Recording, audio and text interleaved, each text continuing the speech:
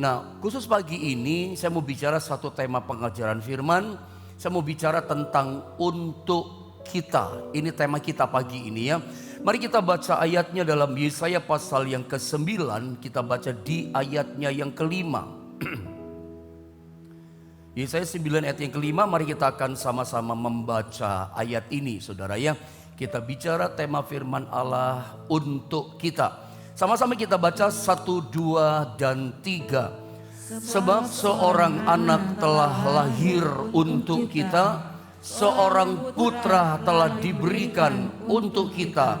Lambang pemerintahan ada di atas bahunya, dan namanya disebutkan orang Penasehat Ajaib, Allah yang perkasa, Bapa yang kekal, Raja Damai. Kita langsung masuk pada tema kita tentang untuk kita. Perhatikan pembacaan pada 2 kalimat yang awal. Ini yang saya coba angkat, saya coba terangkan sama saudara. Saya baca kalimat awal dikatakan begini. Yesaya 9 ayat yang ke-5. Sebab seorang anak dikatakan telah lahir, dikatakan untuk kita.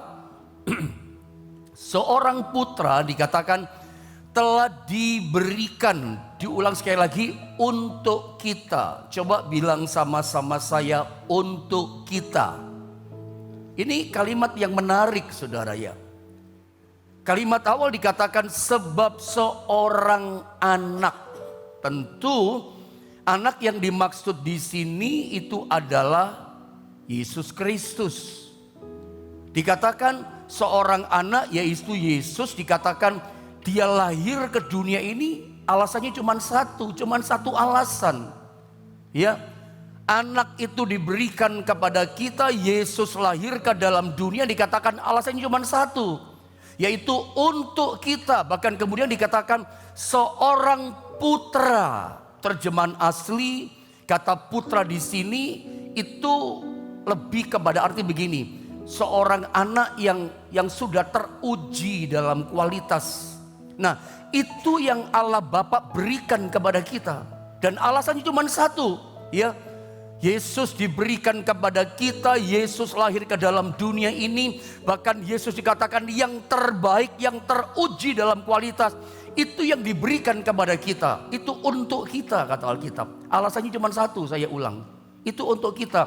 Dia lahir, bahkan yang teruji, yang terbaik, yang terindah, yang paling berharga yang Bapak punya, itu diberikannya kepada kita. Lahir dikatakan alasan cuma satu, untuk kita. Dari sini saja, dari 2 kalimat yang pertama ini saja, kita sudah bisa menangkap sesuatu, kita bisa memahami sesuatu bahwa Bapa ini telah memberikan yang terbaik untuk kita. Dia bukan memberi yang asal-asalan, dia bukan memberi yang KW kepada kita, dia berikan yang terbaik, yang berharga. Saya pikir kalimat yang kedua dikatakan seorang putra yang teruji dalam kualitas diberikan untuk kita. Saya pikir semua kita sepakat ya. Seorang bapak yang takut akan Tuhan, seorang bapak yang hidup dalam kebenaran. Kita pasti setuju ya. Sayang kepada anak itu harga mati. Bukan cuman bapak, mama, ibu, apalagi. Yang namanya orang tua, ayah, ibu sayang kepada anak itu saya pikir harga mati. Memang kita punya anak, kita menyayangi dia. Tapi di sini katakan sampai bapak tidak menyayangkan anaknya diberikan kepada kita. Alasannya cuma satu, itulah untuk kita gitu. Dan kalau saya mau terangkan ayat ini sama saudara, anak ini dikatakan lahir ke dalam dunia. Kita sama-sama tahu lahirnya bukan di istana raja loh. Alkitab tulis kepada kita lahirnya di kandang binatang yang hina. Dia tinggalkan tahtanya, dia tinggalkan kemuliaan di sorga, dia tinggalkan segala atribut sorga dengan kejayaannya, lalu turun dari kejayaan itu, dari sorga yang mulia, turun ke dunia yang hina, lahir di kandang binatang. Bahkan Alkitab tuliskan dia menjadi sama dengan manusia, bahkan lebih rendah daripada seorang hamba. Itu Yesus. Inilah sebetulnya satu alasan yang membuat kita orang Kristen di seluruh dunia.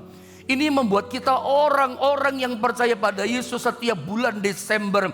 Kita dengan iman percaya, kita dengan cinta kita kepada Tuhan, kita itu merayakan Natal. Ini yang mendorong saya sebagai seorang hamba Tuhan itu berbagi pengajaran dengan saudara dengan berita-berita Natal. Bagi saya berita Natal itu penting. Berita Natal itu menginspirasi orang percaya Tuhan telah cinta kepada kita. Kita kembali membalas cintanya kepada Dia. Ini membuat kita alasannya satu, ini merayakan Natal. Sebab apa? Dia tinggalkan tahtanya, lahir ke dunia. Untuk siapa? Cuman satu alasan, untuk kita. Bilang sama-sama saya, untuk saya. Bilang sama-sama saya, untuk kita. Cuman satu alasan, untuk saya, untuk saudara, untuk kita semua. Tinggalkan tahtanya. Saya ulang, inilah satu alasan yang penting membuat kita merayakan Natal. Memang kita sama-sama tahu, tidak usah diperdebatkan, hanya sebuah pengetahuan. Ya, saya itu tidak menyalahkan itu keyakinan mereka, tapi bodoh menurut saya. Kalau ada orang Kristen, kelompok Kristen mengatakan tidak usah merayakan Natal, tidak usah merayakan kelahiran Yesus. Merayakan Natal itu rutinitas, merayakan Natal itu tradisi, merayakan Natal itu duniawi. Sorry kata-kata saya kasar, itu satu kebodohan dalam kekristenan. Menurut saya lebih tegas, kebodohan tingkat tinggi kalau kita orang yang cinta Tuhan, percaya pada Tuhan, tetapi kita tidak mau merayakan Natal. Kenapa? Karena Dia yang adalah Allah yang mulia, yang tinggal duduk di tahtanya, lalu tinggalkan tahtanya, tinggalkan sorga, tinggalkan kejayaan semuanya itu, turun menjadi manusia yang dalam istilah sering kita dengar. Yohanes 1 ayat 1 dan ayat yang ke-14. Pada mulanya adalah firman, firman bersama-sama dengan Allah, dan firman itu adalah Allah, dan firman itu telah menjadi manusia dan tinggal di antara kita. Kalau disatukan dengan istilah God became a man, menjadi manusia. God became a man, menjadi manusia. Kalau dipikir-pikir ya, Allah menjadi manusia, itu satu pengorbanan loh. God became a man itu bukan sesuatu yang sederhana.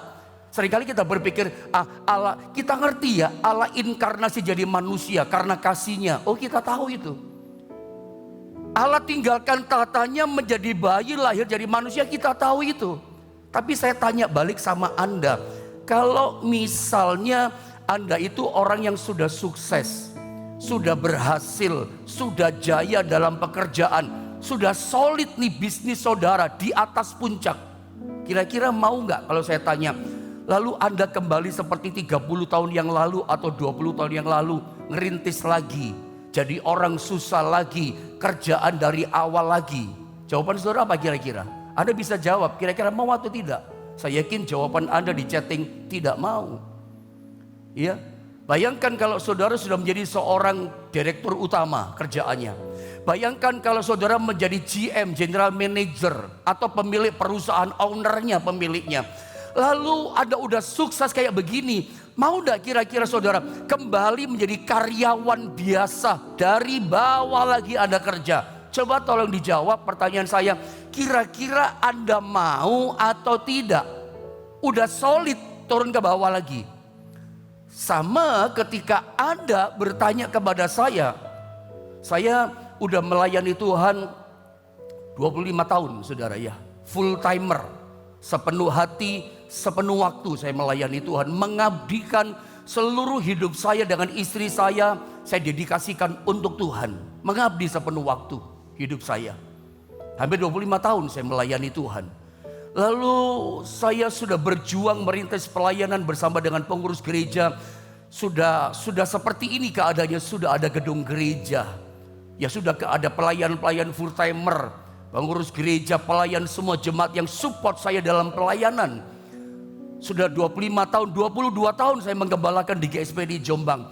Lalu ada orang berkata, Pak Yohanes, mau enggak Pak Yohanes merintis kembali seperti 25 tahun yang lalu, hidup susah lagi, berjuang lagi dari awal? Oh, saya akan berkata, enggak, saya enggak mau. Saya tidak mau untuk kembali lagi menjadi merintis seperti semula. Karena saya udah berjuang melewati itu ketika susah payah. Tuhan pertemukan saya dengan Om Benli, Om Liangfa, dengan beberapa teman-teman pelayan mulai maju dalam pelayanan. Lalu saya mulai jadi perintisan lagi. Saya berkata, enggak deh, ya enggak mau deh saya. Itu manusia. Meskipun saya hamba Tuhan, melayani Tuhan, tapi saya boleh punya keinginan kehendakan. Kalau boleh jangan gitu, enggak deh. Enggak ada yang mau. Tapi saya mau kasih tahu kepada Anda, Alkitab katakan Yesus mau. Di dunia ini saya pikir tidak ada pribadi yang mau model hidup seperti ini. Tapi Alkitab katakan kepada kita, Yesus Kristus Tuhan kita mau tinggalkan tahtanya, tinggalkan kemuliaannya, tinggalkan sorga yang mulia, yang indah, permai itu. Turun ke dunia yang hina, tinggalkan semuanya. Dan lahir di kandang binatang, bahkan sampai mati di kayu salib buat kita.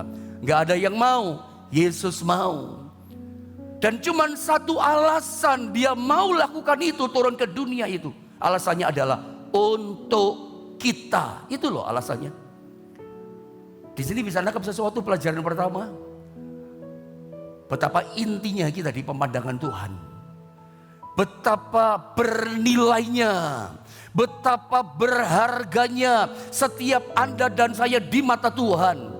Makanya saya mau bilang sama saudara, adalah satu kebodohan kalau orang Kristen salah besar. Satu, kalau dia merendahkan dirinya, gak menghargai dirinya telah ditebus oleh darah Kristus. Yesus lahir, Yesus mati untuk Anda. Adalah satu kebodohan fatal. Nomor satu, kalau ada orang Kristen merendahkan dirinya, tidak bisa menghargai dirinya. Dan yang kedua, kebodohan juga, kalau ada orang Kristen masih mempertanyakan kesetiaan Tuhan.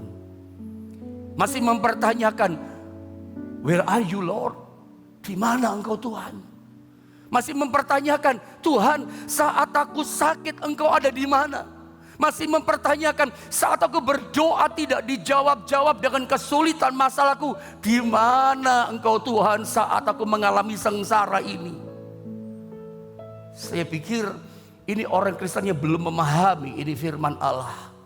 Untuk apa Yesus datang ke dunia? Untuk apa dia menjadi manusia lahir di kandang binatang? Inilah sebetulnya hal yang mendasar, yang basically kita orang Kristen, kita gereja Tuhan merayakan Natal. Dia tinggalkan kemuliaannya. Dia mau loh saudara ya, menjadi manusia. Untuk apa? Menyelamatkan kita. Kebangetan kalau ada seseorang mengajarkan tidak usah merayakan Natal. Itu duniawi, itu tradisi. Anda beritahu, gak seperti itu bu, gak seperti itu pak. Dia tinggalkan tahtanya. Untuk kita dia lahir ke dunia. Malaikat saja turun ke dunia menyaksikan kelahirannya. Ada banyak tokoh-tokoh Alkitab, Maria, Yusuf, para gembala, para majus dari jauh loh menyambut hari kelahirannya. Bagaimana dengan Anda dan saya? Bukan berarti menyambut dengan pesta fora, euforia, tapi menyambut dengan hati yang penuh sukacita. Yang barusan saya katakan pada titik tadi itu penting loh. Mari belajar bersyukur. Masih adakah di antara saudara yang gak bisa menghargai diri kita sendiri? Saya bodoh, saya gak bisa apa-apa, saya emang gak bisa begini. Hargai. Karena Anda berharga di mata Tuhan. Anda inti di hadapan Tuhan.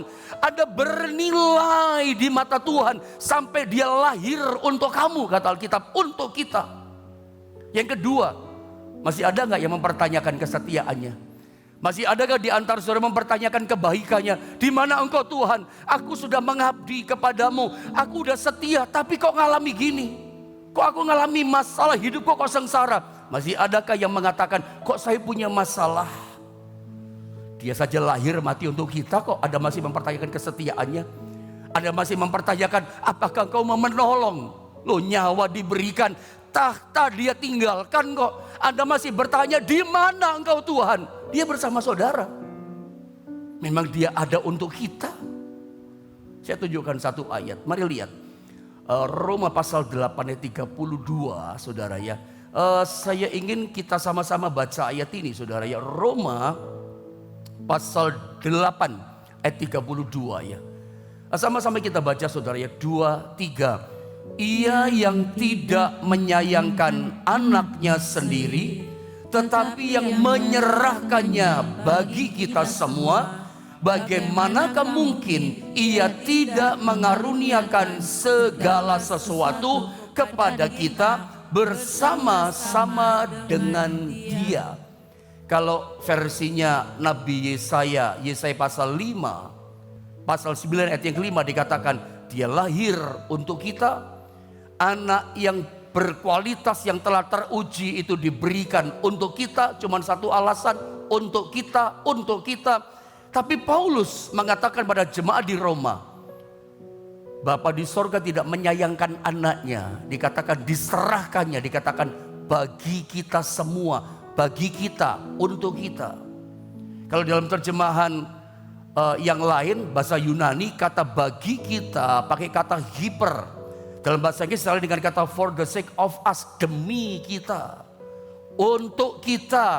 Paulus katakan bagi kita. Terjemahan katakan demi kita, for the sake of us, demi kita. Untuk itulah dia kerjakan. Saya coba terangkan, perhatikan pada gambar kalimat berikutnya di ayat ini. Kalimat awal yang garis merah dulu, tolong perhatikan. Perhatikan ayat ini. Ia dikatakan, itulah Allah Bapa di sorga, itu Ia yang tidak menyayangkan anaknya sendiri. Dia tidak menyayangkan anaknya. Tadi saya sempat bilang sama saudara, tentu kita sepakat, kita orang tua, papa, mama, ayah, ibu, itu harga mati buat kita sayang kepada anak kita. Apa yang kita punya kita berikan kepada anak kita. Harga mati deh sayang kepada anak.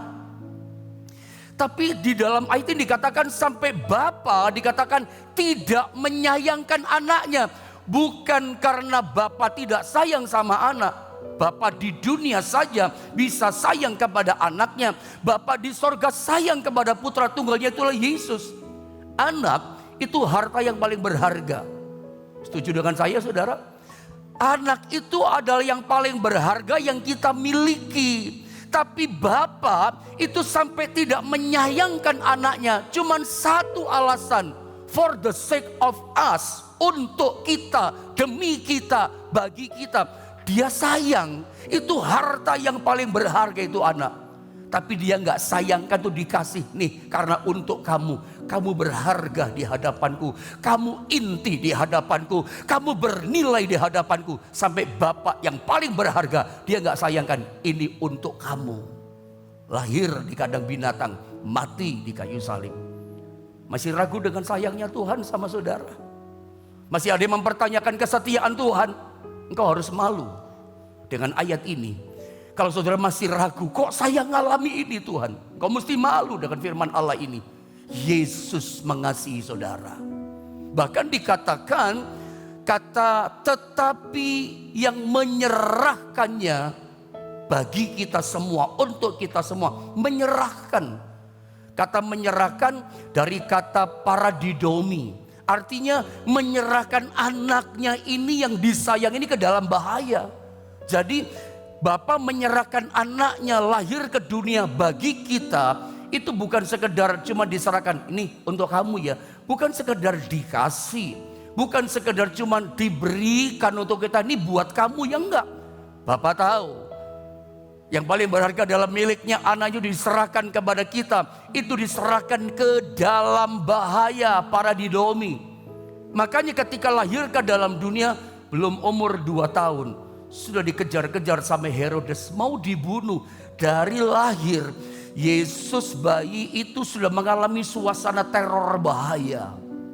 Udah mau dibunuh sampai lari ke Mesir saat dibawa sama Yusuf dan Maria.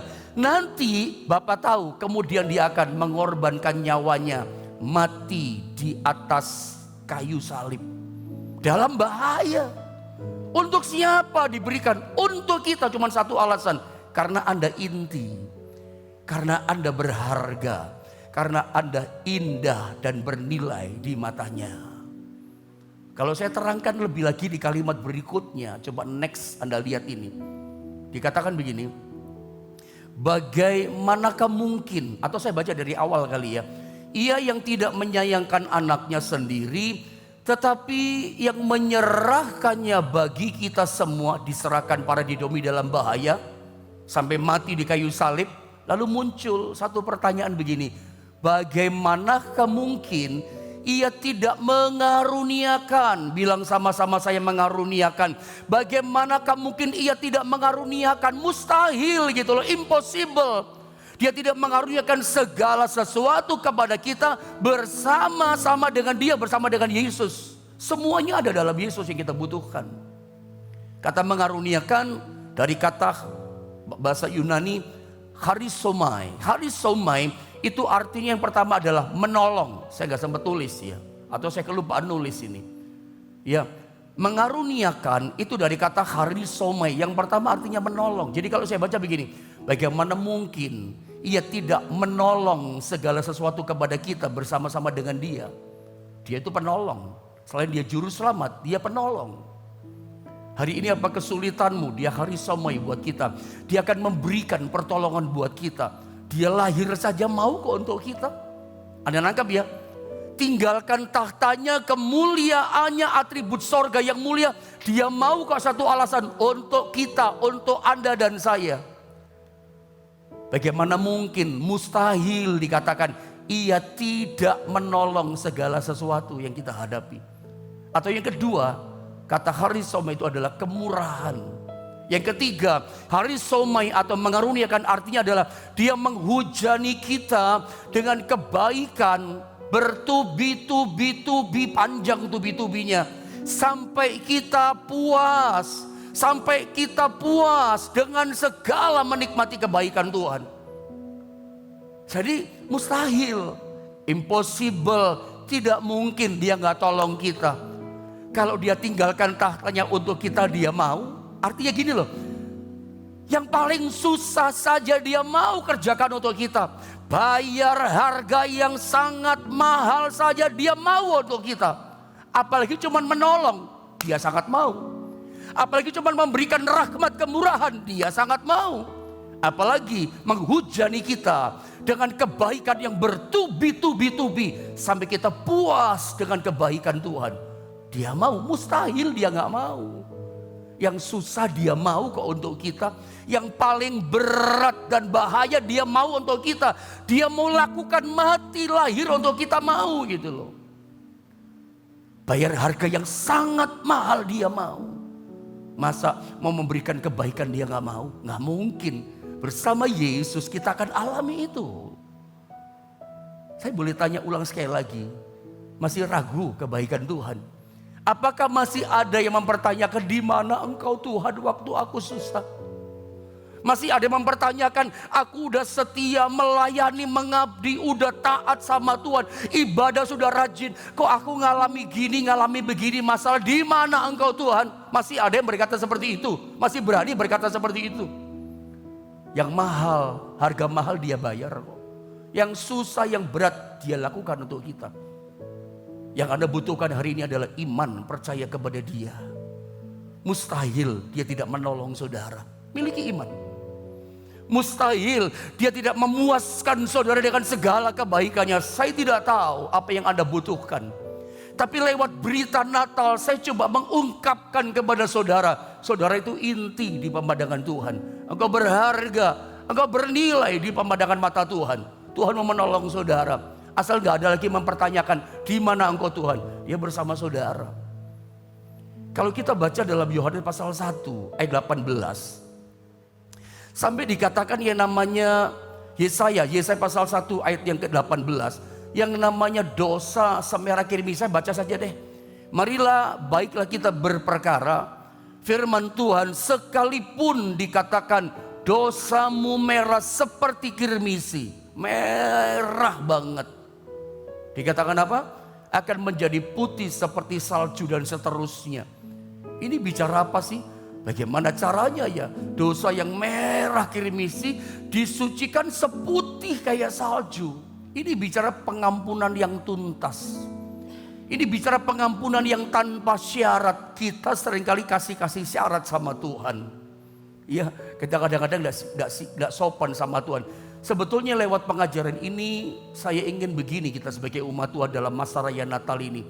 Kalau kita memahami Dia lakukan semuanya untuk kita, Dia buat semuanya untuk kita, harusnya membuat kita itu timbul rasa cinta yang luar biasa dengan Tuhan. Cinta yang tanpa syarat. Harusnya membuat kita itu menghargai, menghormati Tuhan itu tanpa syarat. Dia lakukan semua untuk kita loh. Kita gak akan mau tinggalkan segala kemuliaan hidup yang sudah jaya, turun lagi menjadi hina. Gak ada yang mau. Yesus mau karena untuk kita. Harusnya kita mencintai Dia tanpa syarat, hormati, hargai Dia tanpa syarat. Sampai namanya dosa semerah kirmisi, disucikan seputih salju. Ini betul-betul pengampunan yang tuntas, tas dan memang tanpa syarat. Dan bingung kita, Dia melakukannya gitu loh untuk kita. Dosa yang sangat merah. Tapi sayang, maafkan kalau saya pakai kata-kata dari ayat ini, bukan saya ngomong. Meleakhi pasal 3 yang berkata kepada kita. Ya, kita udah ngerti Tuhan itu baik. Dari awal saya katakan, rata-rata kita mau orang Kristen tahu, paham Tuhan itu baik. Tuhan itu sangat mengasihi kita. Oh, siapa di antara kita yang tidak tahu Tuhan mengasihi kita? Semua kita paham Tuhan mengasihi kita. Setuju dengan saya? Saya mau tanya, apakah saudara mengasihi Tuhan? Pasti jawabannya amin. Ya, saya mengasihi Tuhan, Pak Pendeta. Kita ngerti semua orang Kristen kita mengasihi Tuhan, mengasihi kita. Tapi sorry ya, saya katakan, kita tahu Tuhan cinta kita, mengasihi kita, lakukan semua yang terbaik buat kita. Tapi seringkali perbuatan kita, bicara kita, sikap kita itu kurang ajar kepada Tuhan. Bukan saya yang ngomong, firman yang ngomong. Coba Anda lihat. Maleakhi pasal 3 ayat 13 sampai 18. Saya baca ayat-ayat ini ya. Ini ayat penting supaya kita jangan seperti ini. Punya Tuhan yang baik, punya Tuhan yang luar biasa. Tapi sayang, mestinya kita cinta tanpa syarat, hormat, hargai tanpa syarat. Tapi seringkali kita nggak paham, gagal kekristenan kita. Sikap kita tanpa sadar, maaf kata-kata saya kurang ajar sama Tuhan. Tuhan yang besar, yang mengasihi kita, lahir untuk kita, mati untuk kita. Tapi tanpa pemahaman yang benar, kadang kita sikapnya kurang ajar sama Tuhan. Saya baca ayatnya. Maleakhi 3 ayat 13 dikatakan begini. Bicaramu kurang ajar tentang aku. Saya ulang saudara ya. Aduh keras ini firman Allah. Bicaramu kurang ajar tentang aku, firman Tuhan. Tetapi kamu berkata, ngeles, you know ngeles. Apakah kami bicarakan di antara kami tentang engkau? Ngeles. Kalau orang Jawa punya bahasa, mbok yo ojo ngeles gitu. Tapi kita suka ngeles. Tuhan ngomong, hei bicaramu kurang ajar tentang aku. Kita ngeles. Kapan bicara kurang ajar? Memangnya ngomong apa? Memangnya berbuat apa? Enggak tuh. Tuhan jawab di ayat 14. Kamu berkata, ini loh sikap kurang ajar itu ini loh saudara. Jangan ngeles. Kamu berkata adalah sia-sia beribadah kepada Allah. Beribadah itu bahasa Ibrani disalin dengan kata abad. Abad itu artinya adalah mengabdi. Abad yang kedua artinya kekudusan. Abad yang ketiga artinya adalah hidup dalam ketaatan kepada Tuhan. Jadi ibadah abad itu artinya adalah mengabdi kepada Tuhan. Hidup dalam kekudusan, hidup dalam kehendak ketaatan pada Tuhan. Itu ibadah abad. Saya baca ulang. Kamu berkata adalah sia-sia beribadah kepada Allah. Jadi kalau ada orang berkata, percuma ibadah sama Tuhan, percuma setia-setia, percuma saya mengabdi sama Tuhan. Saya mengabdi sama Tuhan kok ngalami gini? Percuma hidup memelihara kekudusan. Lalu Anda berkata, apa untungnya kita memelihara apa yang harus dilakukan terhadapnya dan berjalan dengan pakaian berkabung di hadapan Tuhan semesta alam. Model yang kayak begini, Tuhan ngomong apa? Bicaramu kurang ajar, sikapmu kurang ajar. Tuhan yang ngomong, bukan saya ya. Nanti Anda gak enak sama saya. Tuhan yang bicara. Kurang ajar di hadapan Tuhan adalah ketika kita berkata, percuma ibadah, percuma mengabdi kepada Tuhan. Percuma sia-sia ya, ternyata nggak ada keuntungannya ya hidup dalam kekudusan. Percuma ya melayani Tuhan. Kok bisa ngomong percuma? Kok bisa berkata tidak ada untungnya? Sikap model perkataan seperti inilah di mata Tuhan. Kamu kurang ajar bicaramu tentang aku. Kok kamu bilang taat percuma, mengabdi kok percuma? Tuhan katakan itu. Yang benar kalau kita mengabdi, kalau kita melayani, kalau kita memelihara kekudusan hidup benar dalam kehidupan kita sampai tahun depan dan seterusnya di hidup kita. Keuntungannya ini coba Anda lihat ya. Ini ayat 15 masih hal yang kurang ajar. Kepanjangan saya pikir saudara ya. Coba kita lihat di ayat yang ke-17. Kalau kita mengabdi, kalau kita hidup dalam kekudusan, kalau kita beribadah kepada Tuhan, setia, taat pada perintah Tuhan, itu bukan sia-sia. Bukan tidak ada untungnya, nggak ada benefitnya. Siapa bilang? Kalau kita bersikap seperti itu kurang ajar kata Tuhan. Justru keuntungannya ini. Mereka, ayat 17, akan menjadi milik kesayanganku.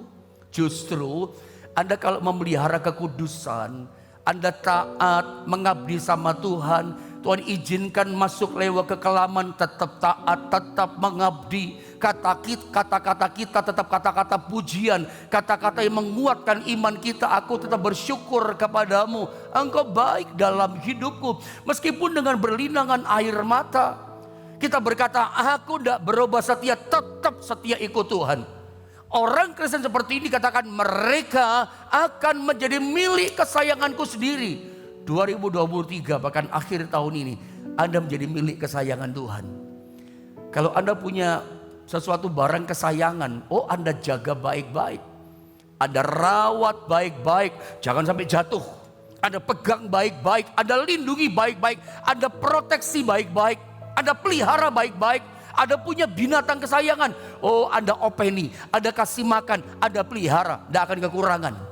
Kalau 2023 Anda dan saya dan kita semua menjadi milik kesayangan Tuhan, Anda gak kekurangan, Anda dipelihara. Tahun 2023 Anda menjadi milik kesayangan Tuhan. Tuliskan di chatting saudara mulai sekarang. Ya, 2023 aku menjadi milik kesayangan Tuhan, yang dipelihara oleh Tuhan, diproteksi oleh Tuhan, dijagai oleh Tuhan. Sampai usaha kerjaanmu diproteksi sama Tuhan. Kenapa? Ada milik kesayangannya. Kenapa jadi milik kesayangannya? Anda mengabdi sama Tuhan, Anda hidup benar kudus di hadapan Tuhan, Anda taat sama perintahnya, jadi milik kesayangannya. Siapa bilang sia-sia? Itu bicara kurang ajar kata Alkitab. Apalagi firman Tuhan semesta alam, pada hari yang kusiapkan aku akan mengasihani mereka sama seperti seseorang menyayangi anaknya yang melayani dia. Bagaimana sih kalau Anda menyayangi anak saudara? Apalagi anak kita masih kecil. Kalau telat makan saja bingung kita papa mama. Anak kita sakit, yang bingung siapa? Saya mau tanya, Anda papa mama orang tua punya anak kan? Mau anak kita masih kecil, anak kita udah dewasa segede saya begini. Mami saya kan ikut YouTube juga ini ikut juga doa pagi. Dengar saya sakit atau dengar cece saya sakit, oh langsung datang. Kadang kita anak ya dengar orang tua sakit gak langsung datang loh saudara ya. Tapi mami, papa, mama, ayah ibu gak begitu. Yang namanya ayah ibu melihat kalau anaknya gak makan saja bingung gitu loh. Ayo makan, jangan telat makan kamu. Kadang saya saja masih ditelepon sama mami, udah minum obat, ayo kontrol ke dokter. Itu orang tua loh saudara ya. Padahal tempat kami udah berpisah, saya di Jombang, mami saya di Gudo di kecamatannya. Masih tanya kesehatan saya, termasuk mertua saya, papi mami di Manado. Masih tanya kapan kontrol, kapan ke dokter, kapan ke Pinang segala macam, kapan ini dan segala macam. Masih tanya soal itu. Itu orang tua, itu ayah ibu. Apalagi Tuhan, saya ulang, apalagi Tuhan. Dia tahu kesehatanmu, dia tahu kebutuhanmu, dia tahu keperluanmu.